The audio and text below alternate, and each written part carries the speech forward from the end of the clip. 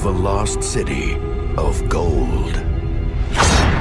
That's from the trailer of the animated movie The Road to El Dorado from the year 2000. It told the story of a couple of Spanish con men on the road to the magnificent city of gold.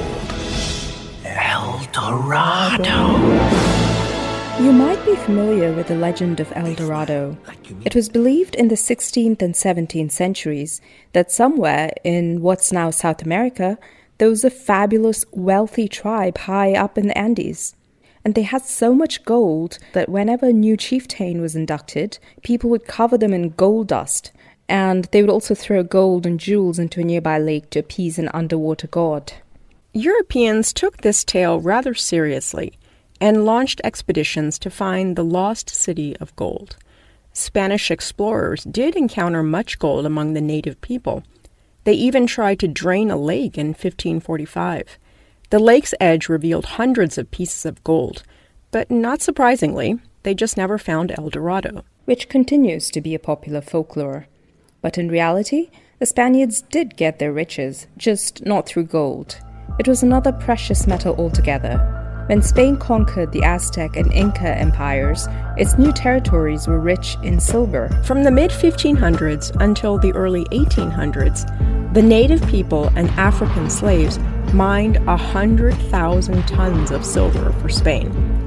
Spanish America, that's Spain's colonies in the Americas, became the world's leading supplier of silver. And you might be surprised to know where much of that silver ended up and how it was transformed. This is Chatroom 15, your bonus episode of Scrolls and Leaves. I'm Mary Rose Abraham. And I'm Gayatri Vaidyanathan. We have a small request. We are an independently funded podcast, so if you like our work, please consider donating. Every little bit helps us continue telling stories from the margins of history, science, and cultures. You can find details on our website, scrollsandleaves.com/support. And of course, if you have feedback, please let us know. Thank you. So Spanish America produces minefuls of silver. From the 1530s and 40s, particularly from the 1540s, silver began to be exported in very large quantities. This came in the form of a silver coin, a heavy silver coin called dollars or reals of 8. From Mexico, so we have Mexican reals of 8. From Peru, we have Peruvian dollars. And they all came to Spain. Seville itself minted dollars from bullion silver called Sevillian dollars. That's Najaf Haider. He's a professor of medieval and early modern history at the Center for Historical Studies at Jawaharlal Nehru University in New Delhi. He says the silver's journey did not end in Spain. Large quantity of silver flew out of Spain, so much so that Spain did not remain the biggest beneficiary of the New World silver. And it gravitated towards areas which were highly commercialized, where there were goods and services. And I would consider Mughal India to be a very important zone towards which these coins gravitated. The Mughal Empire ruled most of northern India from the early 16th to the mid-18th century, and it was one of the most powerful economies in the world. India, since ancient times, had quite an extraordinary structure of foreign trade and trade balances. India exported commodities, mainly textiles, spices, indigo and saltpeter, sugar, grain, to the markets in the Persian Gulf and Red Sea, and beyond that to the Mediterranean. In exchange, gold and silver came. There was a very high demand, and all this started gravitating towards the Indian Ocean in a very, very big way. And India received a lion's share of this Spanish-American silver. India was the recipient of something like 60% of the silver that came from the New World. Najaf worked out the numbers and found that China, which was once thought to be the biggest importer of silver, was actually bested by more than double by India. India imported more than 120 metric tons of silver every year, a huge amount. In fact, the French traveler to India, Francois Bernier, who came and stayed in Delhi during the period of Aurangzeb, the Mughal Emperor, has a beautiful passage in which he charts the global movement of the New World silver and makes India as a major destination. And other foreign travelers and commercial factors considered India to be some kind of a sink pit of world silver. The world's sink pit of silver did not use these foreign coins as currency. Well, the Mughal state did not allow any foreign or non-Mughal provincial coins to circulate in its realm. Only the Mughal coins were legal tender in any aspect of exchange and transaction, household, commercial, which meant that all foreign silver coins, which came in large quantities in the 16th and 17th centuries, and also early 18th century, had to be reminted, for which the state had established mints called taksal in Hindi and daruzarb in Persian. These mints were established in big cities, administrative headquarters, and entrepôts like Surat. The Surat mint was very prolific because it was the recipient of large quantities of silver coming from Europe and the Middle East. So all this incoming silver was melted down, refined, and made into new silver rupees. The mint employed skilled artisans. A tiny amount of alloy was used for industrial purpose and shaped into blanks. And the blanks were then placed between two dies.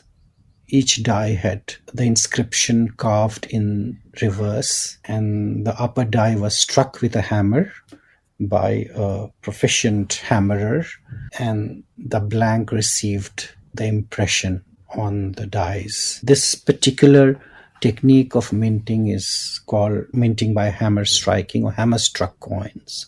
After that, there was a process of cleaning and blanching of the coin using different kinds of natural chemicals and other materials, and the coin was ready to be put into circulation. As you might have guessed, this entire process is done by hand, each coin individually hammer-struck. Najaf says in the high season, the craftsmen produced up to 30,000 rupee coins every day. It was only until the second half of the 18th century that machines were brought in by the English East India Company. But it wasn't just silver keeping the mint busy. It also produced gold and copper coins for its currency system. The Mughals had a tri-metallic currency system in which coins of three different metals were minted. The most valuable coin was the gold coin or mughal, which was something like 10.5 grams of gold, also pure gold, fine gold.